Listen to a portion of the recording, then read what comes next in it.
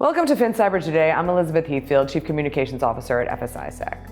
With all the new security and resilience regulations coming out, firms have ever more compliance requirements to manage. But just like in life, you can work hard or you can work smart. I spoke to Northern Trust CISO Karl Schimmeck about how large firms around the world are handling new regulation effectively and efficiently. Okay, thank you so much for being here. I'm excited to chat with you about the big topic on everybody's mind, or one of them anyway, regulation. So let's start with the big picture.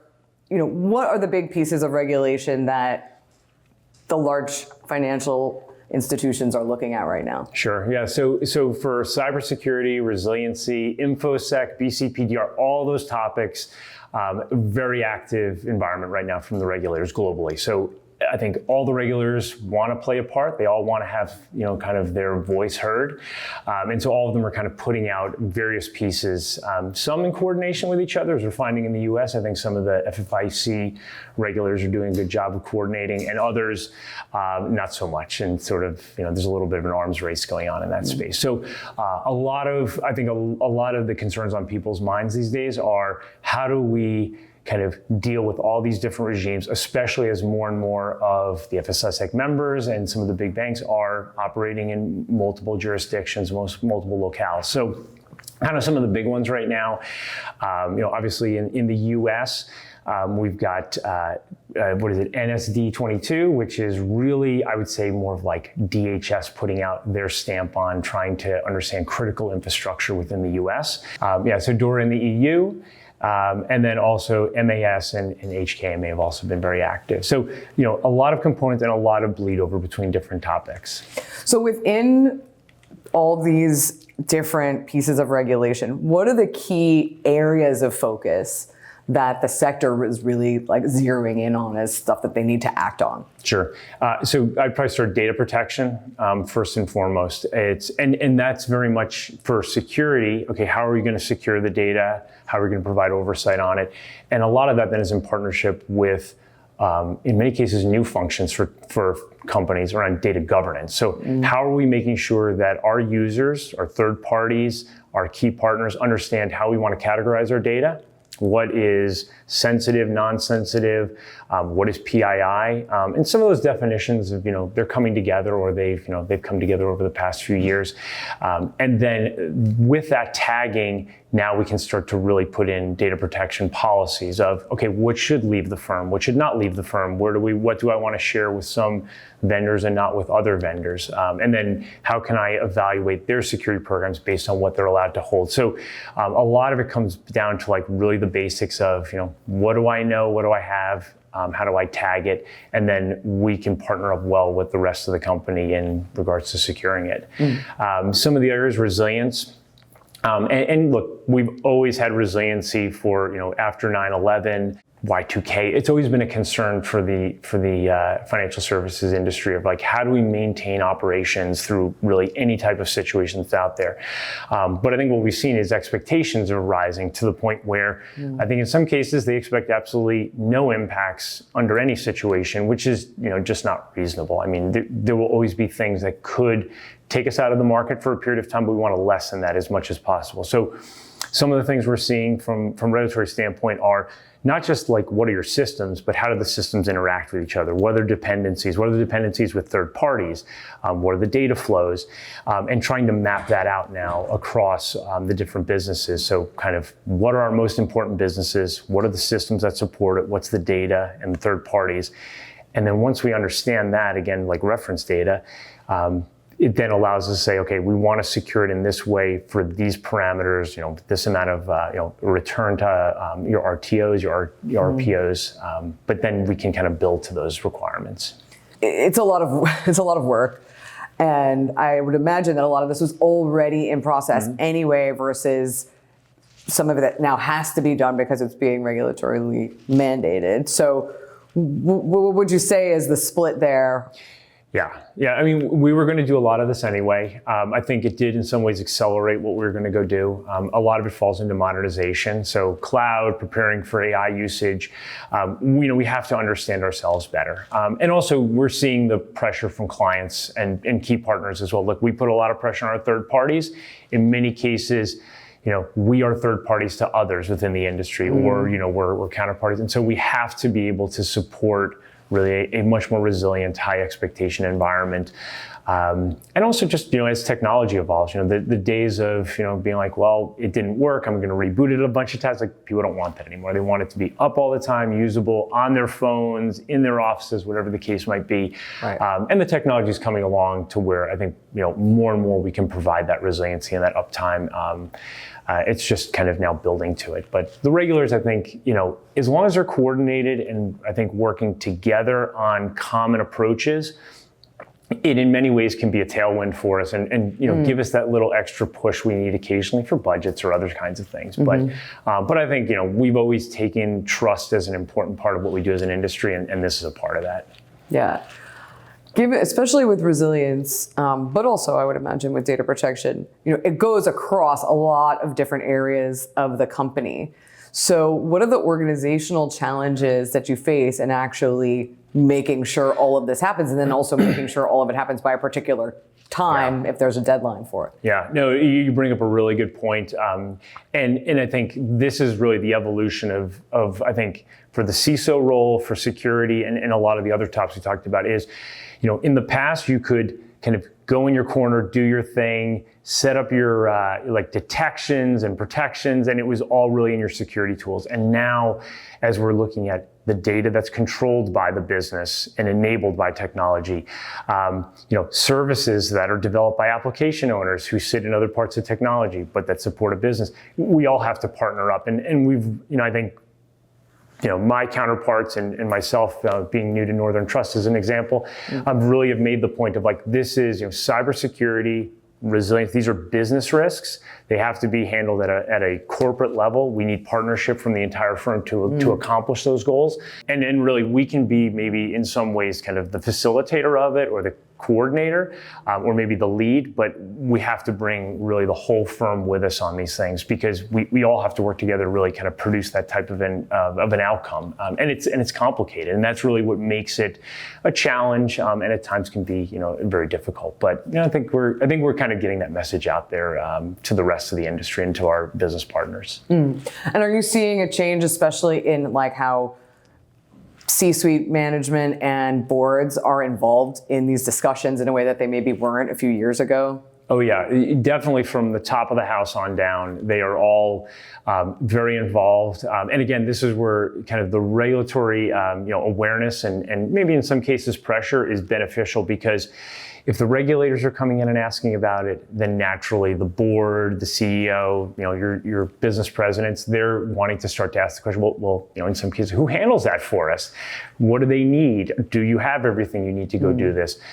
So it's the raising of the awareness is really important. And I mean, you pretty much go through any survey nowadays, and cybersecurity, resilience are top 3 priorities for pretty much any company out there from a risk standpoint. And you see that pushing down throughout, for example, software development and the other areas that maybe weren't super concerned before with cyber. I mean, how does that sort of culture of caring or awareness, cyber awareness, start pushing throughout the firm? Sure. Yeah, so I think it starts out with, in many firms I've worked at, they kind of have made this point is we're in the business to support clients, we're in the business to make money in some cases, or, to support an area. But at the end of the day, we are risk managers, and there's many different forms and factors of risk out there that the financial industry has to go look at. Some have been at the forefront with market and credit risk, but now really operational risk is starting to come to the forefront. So I think that idea of we manage risk and we manage it at all levels in the firm, that's really the macro message I think that's coming down from the C-suite and from the board. And then we can pick that up in technology as it's technology risk. So not only do we care about security and resiliency, but also, how are we being effective in regards to change management? How are we being organized and coordinated? How are we limiting the possibility of outages and downtime due to things that, we should be able to control? So we understand, and it goes back to kind of all this mapping is, if I make a change in a system, well, what could be the adverse effects of that? How do we think through that ahead of time? So I think it's like just more rigor going into those processes. And it's also just the evolution of really technology overall is just a much more structured, approach versus I think where, maybe decades before it was, we just put really smart people and they develop software. And so just a little more rigor, more frameworks.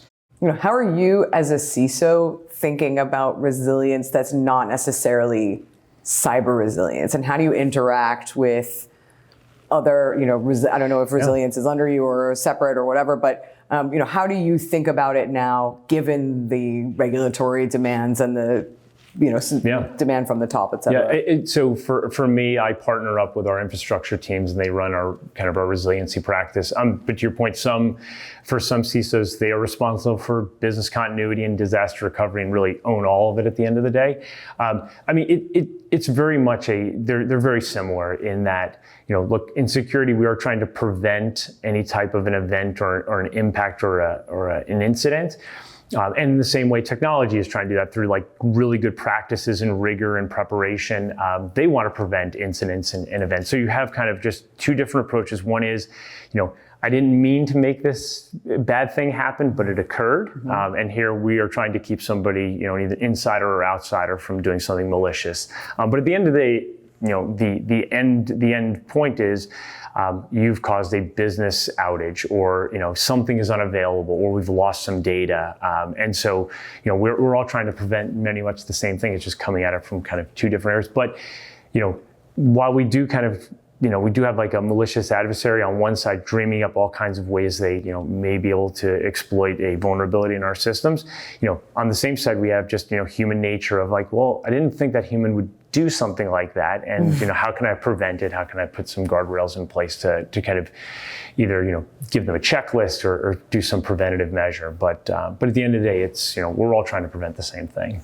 And I think from a regulatory standpoint, I'm not sure it matters, right? Like it's like whatever the cause was at the end of the day, it's about availability and operational, keep going. So from the regulator standpoint, I guess, how are you working with your resilience counterparts to make sure that you are meeting the regulatory expectations? Yeah, no, and you're exactly right. At the end of the day, they care about that end risk, which is we've lost data, we've had a business service unavailable, we've been unable to meet some commitment to the market or to our clients, and that's what they care about. And they want to work upstream at the different levels. And again, it could be internal, external, third party, security incident. So what's nice is I think the regulator is focused on the outcome. They are focused on the various streams of the way we're getting to it. But very much we do kind of face off as a group. And in many cases, security sits within the technology organizations. That kind of makes it easier in many cases. But even you'll see like in our second line of defense, you'll have like tech and cyber risk are really kind of usually run by a single person. They're very well coordinated. So we're kind of all working in the same environment on the same types of things and trying to prevent a common outcome. You talked a little bit in the beginning about regulatory, let's call it divergence, and the idea that we hear a lot is we'd like to see more regulatory harmonization. Where do you think we are with that globally? And are there any specific areas that you think, it makes it very challenging for firms that are operating in multiple jurisdictions to comply when there is a bit of like, it's like a really different approach? Yeah. So I think we're making strides, and this has been years in the making through FS-ISAC, the Sector Coordinating Council, the Cyber Risk Institute. These are really, I think, kind of public-private partnerships and others where we've been able to really, I think, inform the regulators of, look, this is what's beneficial. This can actually be detrimental to what you're trying to produce as an outcome. And I think they've been very open to hearing that. I think we have good dialogue through the trades around that. And they are under all of their own unique pressures in their own countries and jurisdictions. So I think we're getting better. And also we're doing some things like what we're doing through the Cyber Risk Institute with the financial services profile, where we can do the, kind of map it one way, assess once, use many times. We're making really good progress, I think, especially in the US and in some cases, some of the, in the UK and in Asia, around getting them to see that as like, this is the common way we want to assess ourselves, and we can report out. And then, you can ask us follow-up questions, and then that kind of reduces the compliance requirements that, are very costly, especially for some smaller firms. And then, I think which are the areas that I think, maybe more data protection and privacy and data. I think you're seeing some divergence in what the US believes is adequate privacy, what is in the UK, and especially in Europe. And so how do you navigate that with like GDPR as a perfect example? It's challenging, especially because for a lot of companies like ourselves, we operate globally. So we don't try to segment things based on the market they're in. It's basically by the service we're providing. Yeah. And so it's a challenge. So do you end up, I guess, adhering to the strictest regulation and then letting that apply more broadly because it just doesn't make sense to do it any other way? In many cases, that's the best approach, just because it's the most efficient. However, where you do see like some jurisdictions that are going like really extensively farther, or where you have like maybe only a small business, then you can do something that's very specific. But it's those are the adverse effects of just like added cost and complexity of how do we want to report out? What is the reporting regime? What's the assessment regime? If it does start to diverge, we're forced to maybe create other technology solutions to operate in those environments or in those jurisdictions. So, it's like the added cost of doing business in some ways. Yeah. One area that I haven't heard so much about lately, but I've heard a lot of people talk about is like around incident disclosures and these windows that are now being set, and some of them are like really short. And also related to that is, deeming something material enough to actually do the disclosure. Where do you think we are with that? And what are the dilemmas, that some firms are facing when they think about, well, how do I define materiality? Do I just err on the side of disclosure because I don't know if it's going to be material later? If you have to disclose it in 2-3 days, how are you going? You may not know that. Yeah. So definitely, it's difficult, and we've provided that feedback to the multiple regulators on that. Of, in some cases they want to be notified in 2 hours. I mean, you barely know anything about the incident. You have something, and you're investigating it, and so I think those are somewhat unrealistic. But I think some of the ones we're seeing of like 48, 72 hours, yes, I think we can say, we've had something happen. We believe it's significant. And I think the feedback we've given is like, look, we have to have the freedom to adjust what we're providing. So we're going to provide you the best information we have at the current point in time, but know that it could be worse, it could be better, but we're going to just give you periodic information as we go along and keep you informed. And I think that's been, I think with the regulators, the ones we have like the best partnerships with, or like, the best interaction, they understand that. So it's like you have like your exam teams, people let's say the lead regulator you deal with on a regular basis.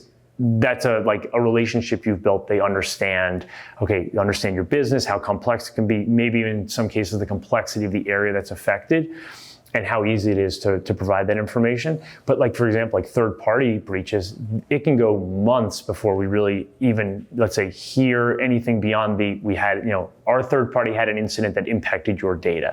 Well, how much and to what extent and where did it go? So it's very much expectation setting in the moment. And also I think for some of the SEC disclosures, we're starting to get more examples come out of, well, if that's the way a peer bank or another firm reported, well, maybe I'll follow that approach. But it's, I think we're just learning as we go. Do you feel like there's more pressure to document the decision-making process in an incident from the very beginning to make sure that you have your bases covered for later? Yeah. And what kind of adjustments does that require? Well, I think it requires just good planning up front, which we should have already. Like, you should have a documented incident management plan. You understand sort of how it's going to escalate through your firm, and then maybe go externally. Like, when does it reach, your board? When does it reach your regulator? And when do you have to communicate? What are your thresholds? Some of them can be hard thresholds, like for amount of data loss or something like that. And other ones are going to be judgment calls of, we really believe this is maybe significant, so let's report on it. But the regulators do want to see the thought process as we go through that, because it goes back to like just kind of having frameworks and more rigor in what we're doing. They want to see that your process isn't based on 2 or 3 people who are specialists who, if they're on vacation and they're gone, like, now what do we do? And so they want it to be, we understand how you would run this in most cases, with some deviation, some flexibility, because we always have human judgment involved, and that it will produce a pretty typical outcome in all cases.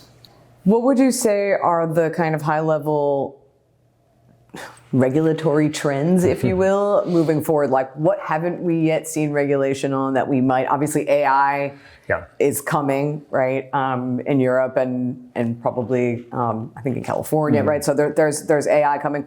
You want to talk through some of that stuff, and how are we as a sector preparing for what we know is going to be regulated soon? So I think new technology is definitely getting a lot of interest. So where I think maybe the regulators were late to the game on cloud regulation, they're now maybe trying to get a little too early on AI, and it's a challenge. I think what we've seen is that with like cloud, they're catching up, but for AI, I think they've sort of said, they've made some statements. So they're like, hey, we're in the game, we're paying attention.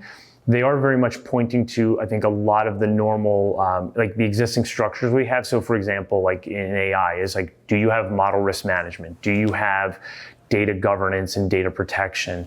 Kind of, do you do testing and change management? Do you have third-party oversight if you're using an outside large language model? And so they're sort of wondering is like, are these components in place and are they functional? And then can you apply that to the new technology, which is beneficial. And I think also they're now just sort of in a waiting game of, okay, so who are going to push more aggressively? What could happen?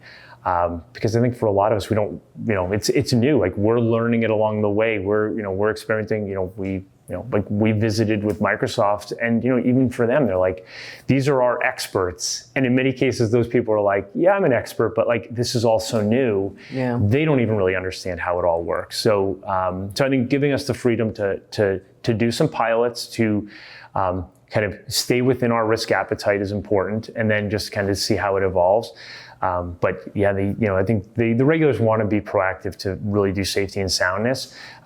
But at the same time, there's that like fine line of, you don't want to squash innovation, because you want to give us the ability to learn and make a few mistakes, but not large ones. It all starts with the threat at the end of the day. That's really what we want to drive, I think, a lot of the work we're doing.